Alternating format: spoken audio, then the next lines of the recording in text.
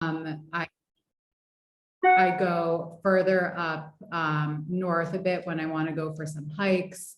And so there's really just so many different opportunities here to have it all. You just have to pick where you want to be. And then from there, you know.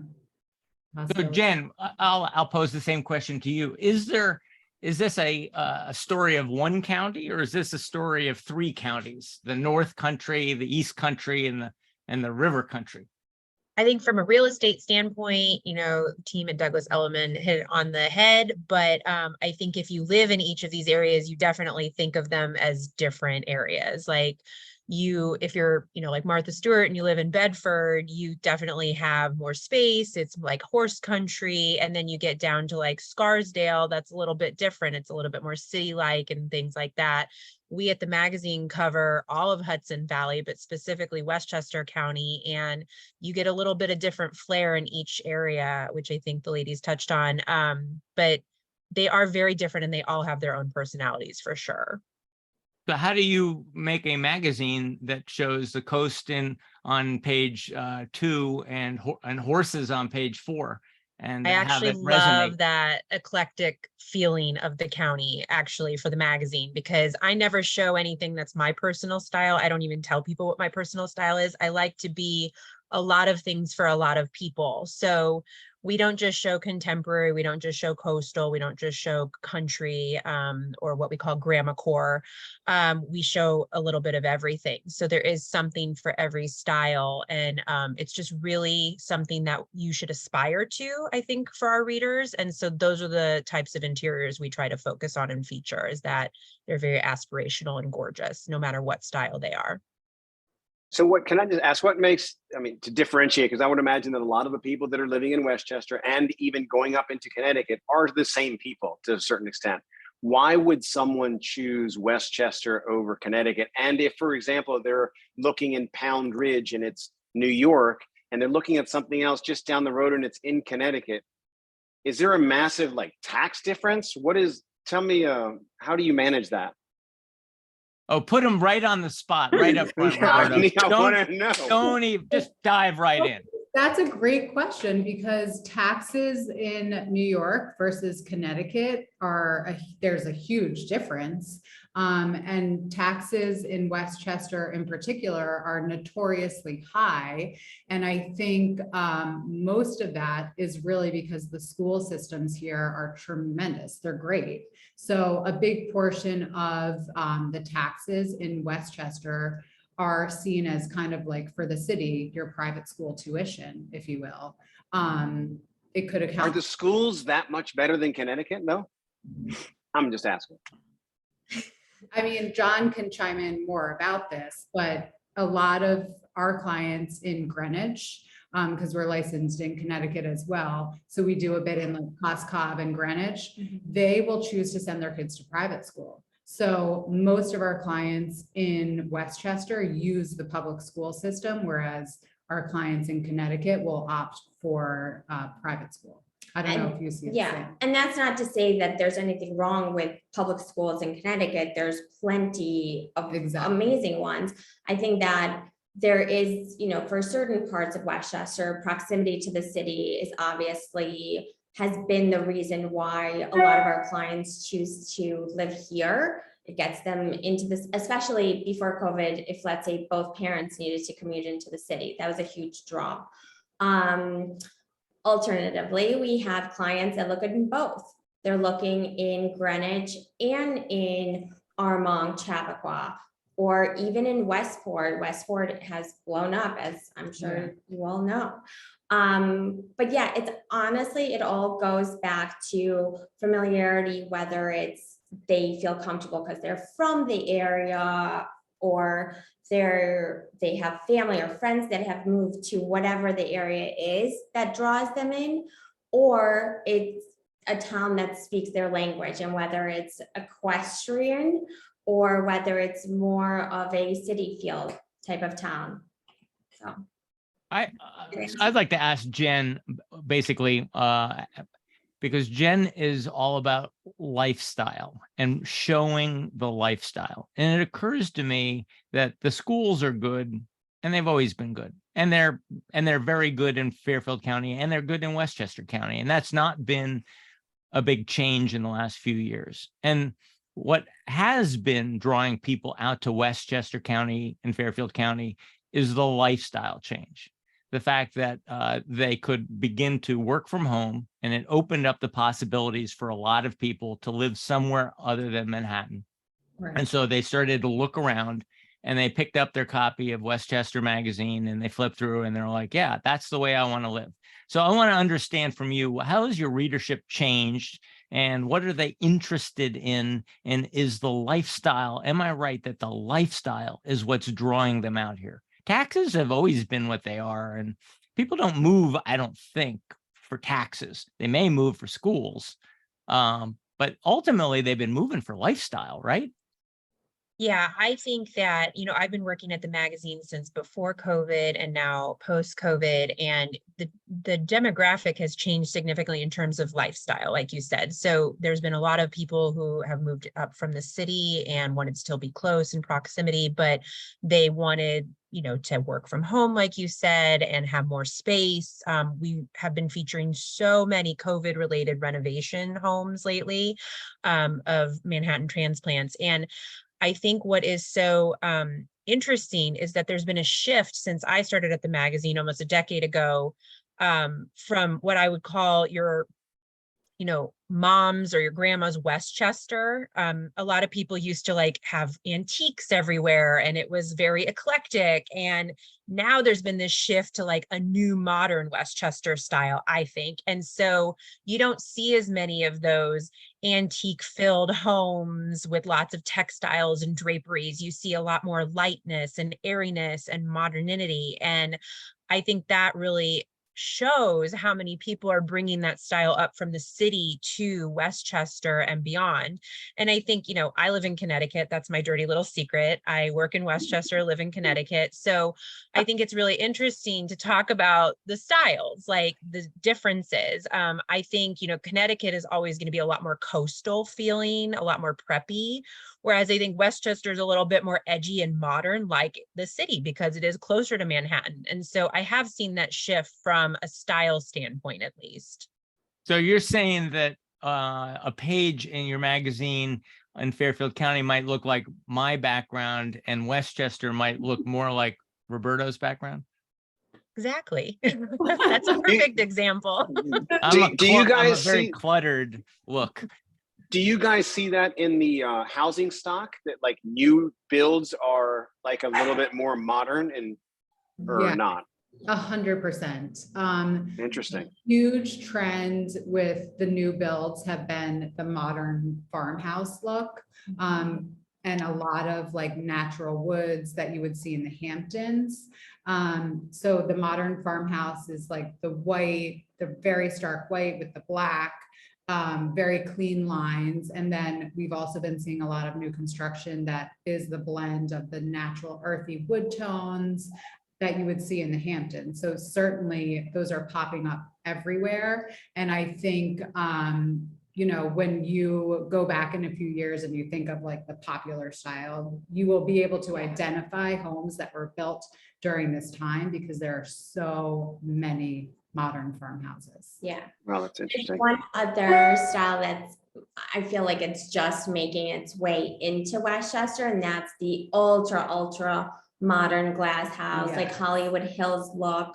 And they're starting there's probably 3 currently being built up. Mhm. And that is something that Westchester hasn't really been seeing, even though other parts of the country have been building them for the last few years.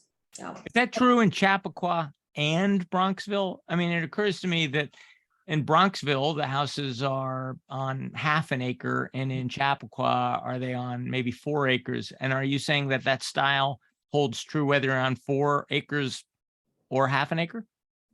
I mean, I've been seeing this style more in the Bedford Armonk area, and maybe parts of Chappaqua. As you go further south to a Bronxville, Scarsdale, it's also, yes, the lots are what they are. There's very few that are over an acre. And also a lot of them are not even historic, but like they speak to a time period that they were originally built in, and most people that are buying them want to preserve a part of that, so they don't necessarily want to see those go away. They were built well. I think in Scarsdale, in particular with the new construction, a big style there has always been Tudors. So a lot of the new construction in Scarsdale is like a new modern version of a Tudor. So like Elina said, they're really trying to stick with what the town is known for, but in an updated way. And I couldn't So let agree me- more with that, because they are taking those historical homes, or those homes that really have a lot of character, but then they're putting a modern twist on the interiors. So that's what you're really seeing a lot in those areas. So let me ask you, the majority, or at least the southern part of Westchester, I would imagine, is very commuter driven, and it's always been that way. But I would imagine as you go further north, it becomes more second home type product. And is that true or not? It depends what town. I think that, Armand, for example, is very much like this is the primary residence for most people because of the school system. And same thing in Chappaqua and even parts of Bedford. Bedford and Pound Ridge have had a short history, but a history nonetheless of becoming like almost the answer to the anti-Hamptons. As you get this estate, there's a pool, tennis court, etc., and you're really in the country. Like there's so much to be enjoyed, but you're not in the Hamptons where it's a little bit more congested during one season. Right. And however, there's also people that live in those towns full year round and move there specifically for the area, the homes and the schools and the lifestyle that it brings. And just to add on to that, I think that we saw a really big change since COVID, because everybody shifted to work from home and people were more so focused on the amenities versus the location. So people were not always thinking of Bedford and Pound Ridge anymore as second homes. They were entertaining them as first homes because they could live and work under the same roof, and they wanted the land for the pool and the tennis courts. And the further north you go, the more land you're able to get. So I think that the line has kind of blurred since COVID. Things have definitely changed a bit. Do we talk about the relationship between taxes and price? It's not quite fair, it occurs to me, to just say, well, Westchester has higher taxes and therefore it's more expensive to live there. The average price in Westchester, and I'll pull it up on the screen, but the average price is quite a bit less across Westchester County. This shows that the median sales price of a single family home is still under $1 million. So while the taxes might be on a percentage basis higher, many times that $1 million home in Bronxville may have the same taxes as that $2 million home in Greenwich. Is that an accurate assessment to try and explain this to Roberto, that you may experience higher prices in Greenwich and a lower mill rate in Greenwich, but the taxes in the absolute dollars may be the same? Yes, when you it's really, per situational type of situation. What are you comparing? Apples and apples or apples and oranges? And one of the things that I think it's a stereotype that it comes from, that taxes are just very high in Westchester, but that is a very it's a specific thing to specific towns in specific situations. Right. There are towns in Westchester that when you sell your house, the taxes go up based off the sale price. There are others that are based off of an assessed value. There's lots of different nuances that are hyper focused to that area. And so it's hard to compare, but if someone is looking in both Bronxville and Greenwich, you know, they would look at all the things that go along with purchasing those specific homes. Are Bronxville and Greenwich an either or situation? Are they comparable in the sense of like you have buyers that are like, look, we really like these two and we like these two. We're just grappling with that. You know, do we want the monthly to be more that, you know, weighted this way or this way? I don't think so. I think so. I'll put a very fine point on it. If we're comparing a $1.4 million home in Bronxville, I estimate the taxes at about $42,000. That same $1.4 million house in Darien, 15 grand in taxes. Greenwich, 11,270. New Canaan, 16,000. Westport was 18,000. They've come down probably more like 16,000. So 15, 16,000 for a 1.4 versus 42 in Bronxville. But you don't have any more $1.4 million homes in New Canaan or Darien. You have very few. You could count them on one hand right now. The prices have gone up. And so the average tax bill in New Canaan is now about $22,000, $25,000. I suspect it's also about $25,000 in Bronxville because the average house in Bronxville is not $1.4 million, right? They've come down to 900, would you say? The average price in Bronxville, let's see, I have it here.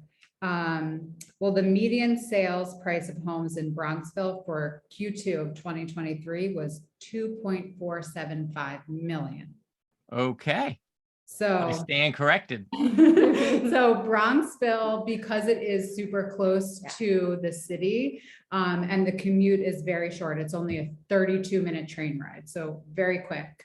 The houses are typically on much smaller lots than you would find further up north, but the homes are beautiful and people put a price tag on the proximity to the city. So what's the taxes on that hypothetical $2.4 million median home in Bronxville, roughly?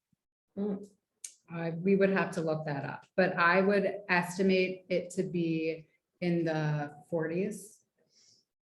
I think so. Let's see. In the 40s. I Okay. would estimate it to be in the 40s, but every municipality, as you know, has different, you know, rules for how they calculate taxes. Some even, like in Armonk in particular, our tax rate is 2%, but it's different for new construction homes. So that gets a little tricky. If you're looking to buy a new construction home, the tax assessor will just go in and automatically multiply the final closing price by 2.4%. So there's even those little nuances in Westchester when you're looking at older homes versus new construction. So there are just so many different things at play when it comes to taxes. But like you said before, I don't think people are making decisions on where they're moving based on the taxes. I think that they're figuring out what their priorities are. And then once we've honed in on the town, they will, you know, they could choose between two houses in one town because of the taxes, but I don't think that they're choosing between, you know, two different towns because I think people are making decisions upon taxes because they're going to Palm Beach. But aside from those, aside from those people, agree with that. so let's talk about, can we just talk about, like, so the 2.4 million in Bronxville buys you what? Let's pull up an active listing. And then I want to know what would be, so obviously in Greenwich, it would be a higher price, but lower taxes. What would be the comparable math, not math necessarily math, but like for 2.4, $40,000 a year in taxes gets you this. In Greenwich, you would spend, you know, 3 million for that same type of house that would equal the same. I mean, that would be the equation for your buyer. Right. And that gets you 4 bedrooms, Let's see. 2,000 square feet. I mean, 2,500 square feet, an acre, Here's half an an acre. listing in Bronxville, a little higher, so 2.69. Okay. just a tad over 4,000 square feet, 6 bedrooms, 6 bath, How much land? 0.34. Yeah. So And the it's taxes? And very small. the All right, so I found one. It's similar to what you're saying. Hang on, John. Hang on. Let him finish. I've got 2.7 and it's on a quarter acre Yeah. and their monthly real estate tax is 5,083. Okay. Okay. And that's a $60,000 tax bill for a $2.7 million house. Hefty. So for the same monthly in Greenwich, someone could spend $3 million and pay far less taxes. Yeah. And it would be an equivalent product. Yeah, it would be an equivalent product, but I think also you have to, schools always plays a huge factor into this. So if you're living in Greenwich, are you living in an area where you do want to send your children to private schools? Then that's a whole other factor. That's $50,000 a year per kid. So, you know, that brings the cost of living significantly up. So I think at the end of the day, you just got to go with the town that speaks to you. And So Jen, why Connecticut? So And do you work, Connecticut. just curious, do you work Yeah. from home?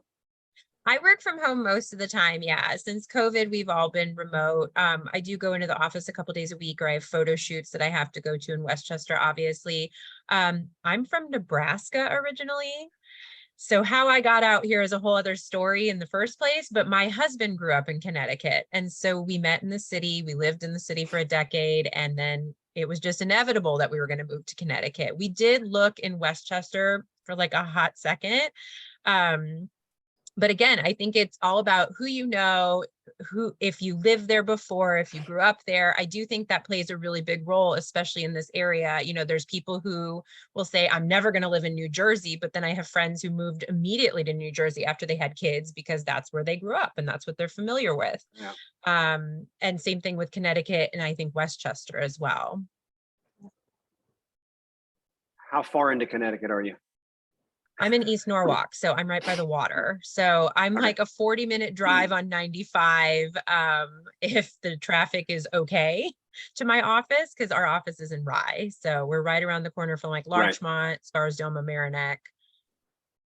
So I'm looking at your Instagram page for Westchester Home magazine, and I'm trying to get a sense, what tells me that this is distinctly Westchester as opposed to Nebraska or any place else. Now, one of the things that you said was that all the preppies live in Connecticut. So what does that mean to me in Westchester? What am I going to find in Westchester? One thing I'll say, and it was mentioned earlier, is that there's a lot of beautiful old Tudor houses with slate roofs. You have a whole lot more of those. Here's a picture of a half timbered Tudor on the screen in front of us now with a slate roof. That's quintessential Westchester, or at least Absolutely. Southern Westchester. So tell me more about the Westchester vibe, the Westchester style. I mean, it's definitely eclectic depending on who the designer is and who the homeowner is. I think that it does skew more modern, more muted, more monochromatic in color palettes. You will have pops of color here. I mean, as you're scrolling through this, like there's a lot of children's spaces that have pops of color. There's some more sort of bohemian chic houses. I mean, that one in the middle right there, that's definitely more, the one right above that, the one that's definitely more Greenwich feeling to me than Westchester as a whole.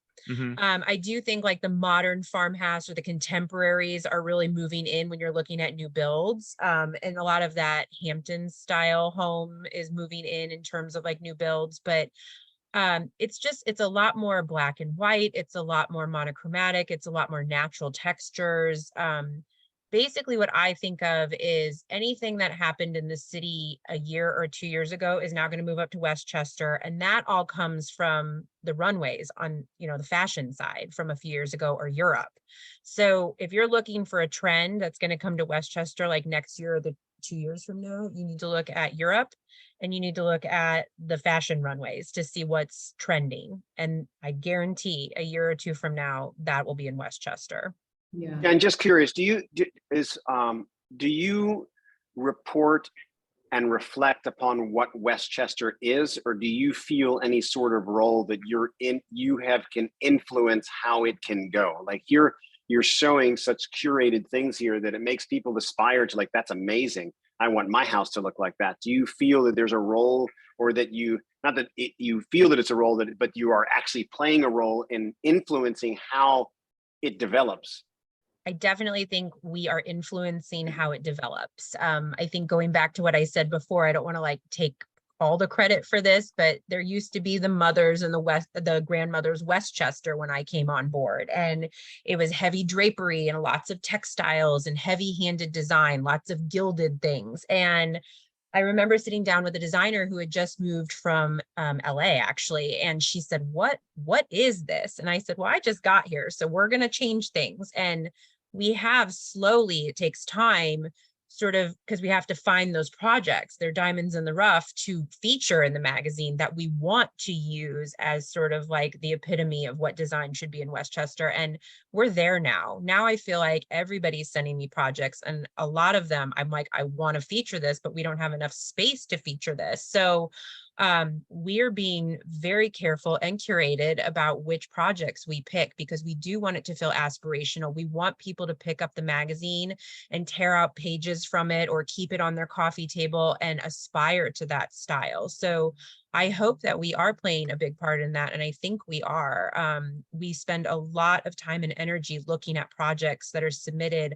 I scour the internet. I go on scouting trips all the time around Westchester to see what is new and upcoming. And I'm really careful about what we show. And I always say to my team, is this Westchester Home or is this not? Because there is a difference for me.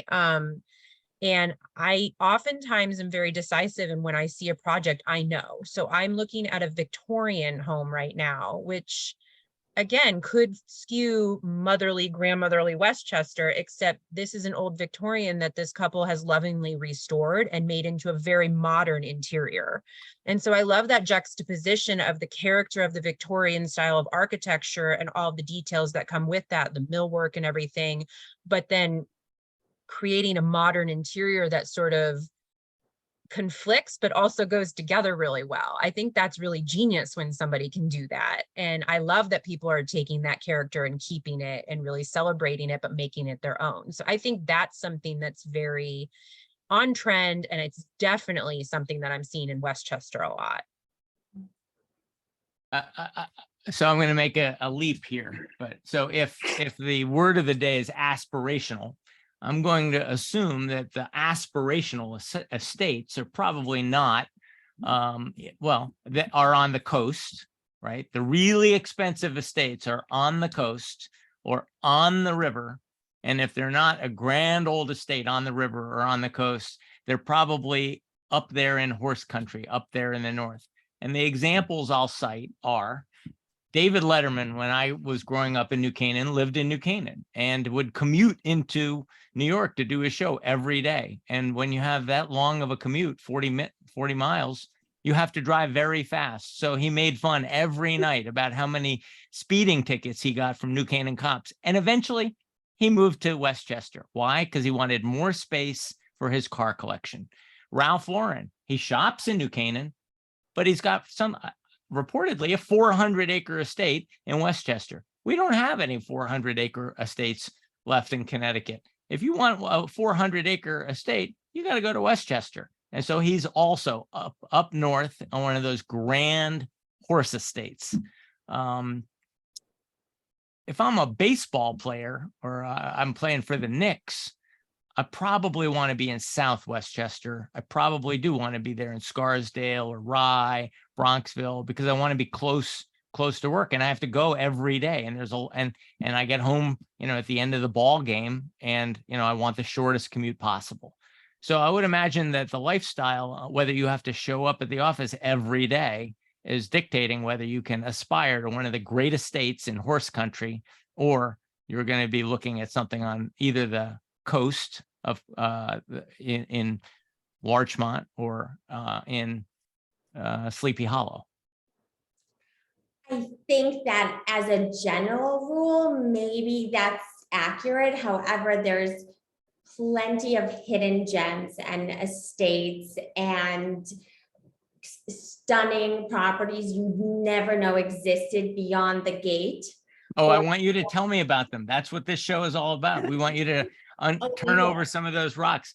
Can I really get a 400? Can I get 100 acres in Westchester? I think that those are so few and far between, especially now. The development that Connecticut has undergone, and you said that those estates have kind of disappeared. They're kind of disappearing here as well because of the demand and the amount of people moving up here. There's farms that have turned into neighborhoods. There's former golf courses that are now subdivisions. How big an estate can I get in Armonk now? If I wait, I'm willing to wait a year or two, but I mean, what's the biggest estates that are turning over in mid county, Armonk or Chappaqua? Well, Armonk and Chappaqua, just those towns are zoned for, in most of the residential areas, for a minimum of 2 acres. So the homes here have a minimum of, most of them have a minimum of 2 acres, but there are plenty of homes in Westchester or Armonk that have 14 acres. And 4 to 14. Yeah. You can get a lot of land here. Not 100 acres, but 14. Just curious, are the taxes uniform throughout the whole county? No. Every municipality has a different tax rate. And I think Elina mentioned this before, if they do taxes based on assessed value or closing price. So to give you an example, Martha Stewart bought a farm in Bedford, New York, and it says it's 153 acres. And she bought it back in 2000 for $15 million. Right. Are you saying there's none of those left? I can't get? If I'm a Martha Stewart and I give up Turkey Hill and Westport and I'm heading for bigger spaces, are you saying they're all gone? They're not all gone, but they're definitely less of them than there were 10 years ago or when she purchased hers. Right. Also, when you're talking about acreage, are we talking about usable land, or is it a preserve? Is it rock, bedrock, or whatnot? So you kind of, what are you building? Maybe your footprint that you can actually build is so small and it's all just rock formation and and forest. But so let's just say she decided she wanted to leave Westchester. She was going to put that on the market. Is that something that someone would try to buy and subdivide it, or would it be just sell for $80 million or something? So currently there's a very large property that has never been developed for sale in Armonk. It was part of Yale University's ecological, where they did some testing. Anyway, the property's never been touched. It is all natural, and it's for purchase both as for one estate, or it's already been zoned and approved to be subdivided. So you have the option. Is it going to be a builder coming in and putting in, 6 to 10 homes, or is it going to be one family that comes in and wants to build something just for them? So you have those, but like I said, those are gems and they're so few and far between. And just to touch base on something you mentioned earlier in terms of like a basketball player or a baseball player wanting to live in Southern Westchester, that's definitely true. And there are some that live there, but there's a bunch that live up here. There's professional athletes. There's also heads of banks that need to be in the office at 5, 6 in the morning that choose to live in Northern Westchester and commute. Right. So it just ties down to, like we've been saying, it ties down to what your priorities are. Wait, So- wait. The head of the bank gets banker's hours. He gets to come in at 10 o'clock and live in Connecticut. It's all the guys who work for a living who have to be on that 7 a.m. call No, down on Wall Street. They have to live in Westchester. It's true. But those I joke. executives also have a driver driving them, and they're just But they sitting in can the back of the don't car. get in the car. Yes, that's I very joke, true. but many of the Wall Streeters come out to Connecticut and they look at the commuting schedules and they're like, yeah, I can't do this. I have to be at my desk at 7 a.m. This is too far away. And so therefore they just take Connecticut off their list. They may consider Greenwich, but they don't go any further into Connecticut. They won't look at Westchester or they won't look at Westport. They won't look at New Canaan if they are expected to be on the desk in lower Manhattan at 7 a.m. Yeah, Westport is a hard one. It's beautiful, but it is a very far commute for those that live in the city. So we get it. It just depends on the person and what they're willing to do. We're talking to Westport's first selectman next week, and I'm going to ask her what's she doing about those train time commutes, because Yeah. if all the bankers head to Westchester, Westport might not be happy about that. So The state of Connecticut is investing $1 billion in the new walk bridge project, so that's supposed to speed everything up. yes. Yes, and Westport will benefit from that. What other projects should I know about? What are the exciting things happening in Westchester County, either on the Hudson, on the coast? Do you have any major projects or major developments that have been going on in Westchester that are exciting, or is it? Of some. I mean, there's always development going on, and most of these towns don't look the way they did 15, 20 years ago. Right. We hear that all the time from people that grew up in a town and then, went off to college, lived in the city, and coming back to look for themselves. They're like, this is not the town I grew up in.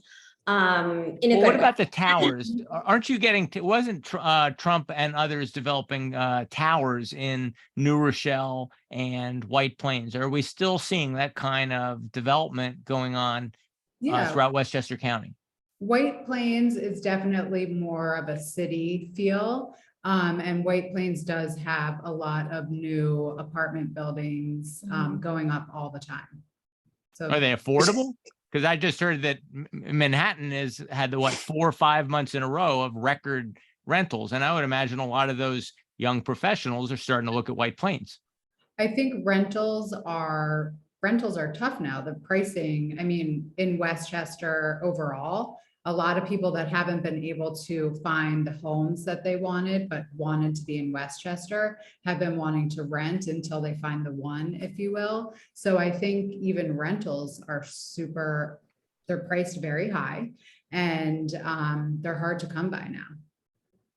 Is any of the housing stock, like within the little townships, is any of it urban and feel, like converted, warehouse or something like that, where it has a very lofted feel or anything like that? Is there anything like that? And is there any demand for anything like that?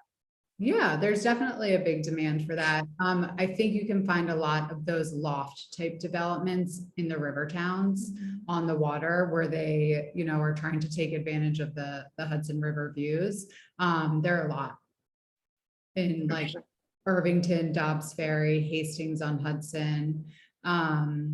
Yes, and that whole area on the water has been built up. There's a lot of great restaurants that people from all over Westchester will drive to as a destination.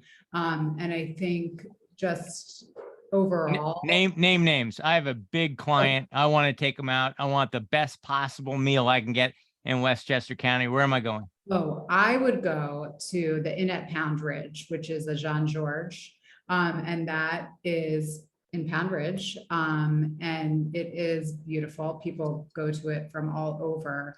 But I think one of the key things here is that people that lived in Westchester think that they needed to go to the city to get a good meal, but that has totally changed over the past 10 years. And we have some of the best restaurants around. Like we have the Inn at Pound Ridge. Blue Hill at Stone Barns. Yes, that's amazing. And also there's a somewhat new, I think it's just 2-3 months old, Red Horse in White Plains it used to be the Ritz-Carlton. It's now been renamed, but it's a David Burke restaurant. He walks around, has lovely conversations with people having their meals. It's a very cool, different type of restaurant. How about you, Jen? Where are your favorite places to go throughout the county? Well, I like X2O because Peter Kelly owns it and he's wonderful. That's right on the water and it's a big glass contemporary place. I mean, I love In at Pound Ridge. I love Blue Hill, Wait, all the where is this on the farms. water? I like the water. It's in Where- Yonkers, actually.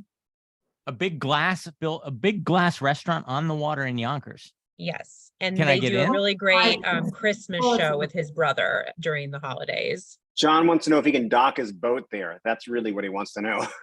I don't know. I've never done that. I can find out for you though. Yeah, we have a huge list. We have a great food editing team at Westchester Magazine and they do like the best places to eat. And so all the places that have been mentioned have been on there and David Burke's new restaurant was just named on that list as well. So it's a great thing to check out. It's online and they do it, if not every year, they do it like every other year and it's really great. And they all go and like incognito test all the restaurants out and stuff. And it's fun. And there's high and low places there, like expensive, really shishi places. And then there's just like a hole in the wall place that has a great, burger or something. So that's a great resource. Yeah. So many. Can we talk about something we didn't really talk about? I mean, we talked about price specific, but what has happened in your market? Like, where's your inventory right now? Do you guys have inventory? You have no inventory. And what's up with your pricing since pre-COVID, into 2021 and then now? Like, what's happened over the last 5 years in Westchester? Like, we know that Connecticut has nothing. John usually has 300 some homes to sell. Now he's only got 80. We have moderate inventory. But what's the perspective there? Yeah, sure. So Westchester currently has the third lowest inventory of all time for Westchester. We have very limited inventory here. And I think that in general, overall, it's really been keeping the pricing up in Westchester.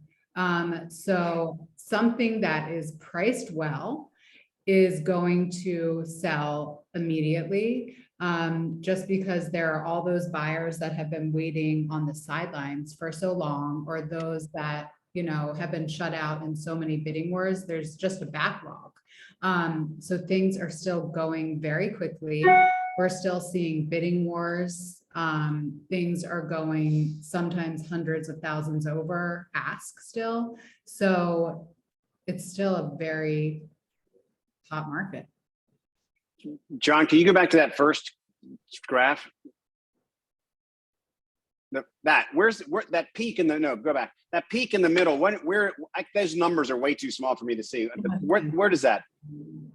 The peak listing inventory occurred in 2011, 2012. Oh, that goes all the way back there. Decreasing steadily ever since. But we had listing inventory of 8,000 homes in third quarter 2011, and now 3, we have less 3,000. than. What's that? 3,000, not 8,000. No, that's number of sales on the right of the graph. That's listing got it. inventory on the left. So you had 8,000 homes for sale that month, and now you have what, 400, from 8,000 to 400. That is a much bigger difference than we're even seeing here in Fairfield County. Wow. Yeah. Compare. So if I wanted to buy a house now for $2 million, and would I expect, and let's say I was willing to go to Larchmont and Rye and Bronxville because I needed to be close to Manhattan, and I want a house. I want a legitimate 5-bedroom house for $2 million in those towns. Am I going to expect a bidding war the first weekend? Well, it depends what the interior looks A good house. I mean, it's done. It's, it's a desirable house on a desirable street. I think that that is such a sweet spot of a price point in all those areas that you will have multiple people trying to get it. So it's quite possible you're up against quite a few people. And also if it's a $2 million home that really is just like, should have maybe have been listed a little bit higher, then you're getting even more action. Right. Because people now that are looking now, most likely, like Jessica said, have been looking for a while. Like maybe they've been shut out of a few. So they're pretty well versed in what they're getting for a specific amount. And when they see a really well done home, of course they're going to jump on it. Are they complaining about rates? I think that that has worn off. And there was this shock for a while and a like hold your breath moment where a lot of buyers were like, you know what, we're just gonna wait and see. And that has worn off for at least the buyers that Yeah. we're working with. So Is if it I holding read- your sellers back too? Sorry, John. I think what's holding some sellers back is they don't know where to go. So they can't sell their house if they have nowhere to go. And I know that that's definitely a common thread that people are seeing, I'm sure, in Manhattan, Westchester, and Connecticut. But for our sellers, that's really the only thing that we've been seeing holding them up. They can't list until they have somewhere to go because they go fast. And, a few years, or not a few years ago, pre-COVID, things weren't going as fast. So sellers had more of a leeway to like take their time. Now there's no time to be had. Things are selling and closing sometimes within 30 days if you're paying all cash, less. So you got to have a place to go before you list. So if you read Roberto's market report, like I do, you know that he's saying that all of his clients are thinking, maybe I should just wait until the spring. Right. And Roberto's advice is do not wait until the spring. Are you seeing that in Westchester? Are you seeing fatigue, especially now in the middle of summer? If I haven't secured a house now, I'm probably not moving in before the school year starts. So maybe I should start looking next spring. Do you think prices will be up next spring and inventory will still be down next spring? Well, we can always hope for inventory to come up. Yeah. That's our hope. But I think if you find the right house, you're just going to pounce. I think you can't sit by the sidelines. It's going to be worse in the spring. Yeah, and traditionally the summer isn't always as busy, but we have been so busy lately. I think, no time now is a wrong time to list. Like we have sellers that are willing to list close to August, and before that never would have been even a thought. Because there's no inventory and people have been waiting, it will go quickly. Jen, mood is everything. And if people have confidence and they are bullish, then they buy advertising and they aspire. What's the mood? The mood is, good from my standpoint. Regional magazines are doing much better than national magazines. And we have a constant influx of projects coming our way from interior designers who have been super busy because of the pandemic. Everybody's been home and watching, looking at the same four walls saying, oh God, I got to do something about that. It's hideous. How did I not notice that before? So from my perspective, I work a lot with the interior designers and the architects. They are loving this, but I think everybody knows that it's going to come slowing down for them because there is very little inventory. And I think people are nervous about that. But I still think there's that manic fight to get like the best house, and people are still putting in all cash offers without contingencies and, not inspections. And it just feels a little manic sometimes. All right, we only have a minute or so to go. I just wanted to thank our sponsor, Grace Farms. You'll find them at gracefarms.org. They are actually on the Westchester border. So I want you to go to Grace Farms. It's an 80-acre, beautiful former horse farm with a beautiful piece of modern architecture on it. Westchester people will love the River Building at Grace Farms. I want you to go there. I want you to see Frank in the tea house. I want you to ask for some English breakfast tea from Frank. And I want you to find out, I want you to hear about the Grace Farms story. And I want you to tell all your clients. Will you do that? Our list. We Definitely. definitely will. Okay, Can't wait to thank see. you. Any parting thoughts? Come to Westchester, we'll find you a home. Yeah. Also, come to Westchester and just enjoy it. It really is a special place. Neither one of us grew up here and we fell in love with it. And so we're selling something that we truly, truly have a passion for. Yes. Jen, you're not going back to Nebraska anytime soon? You can work from home. No, not unless it's to visit my family. No. Thank Well, you guys so you, much. Roberto. Really amazing. Thank you. Thank so Always a you. pleasure, my skipper. So next week we're in Westport and we're going to say, why Westport? I mean, I heard Westchester is pretty fabulous. I hope you do. We're going to say that. We're going to say that. We're going to put them right on the spot. Hear all about Westport. All right. Thank you, everybody. Thank you so Have a much. great day, You everyone. guys. Thank you.